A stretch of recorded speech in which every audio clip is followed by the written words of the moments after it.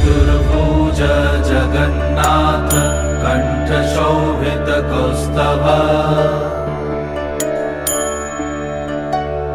Padmanabha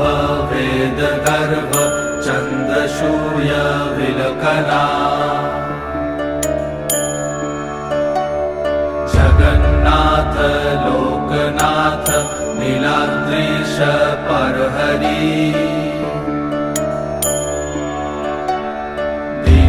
दीनबन्धुर्दया Sindhu Kripalu जनरक्षक कम्बुपाणि Chakrapani Padmanabha Narottam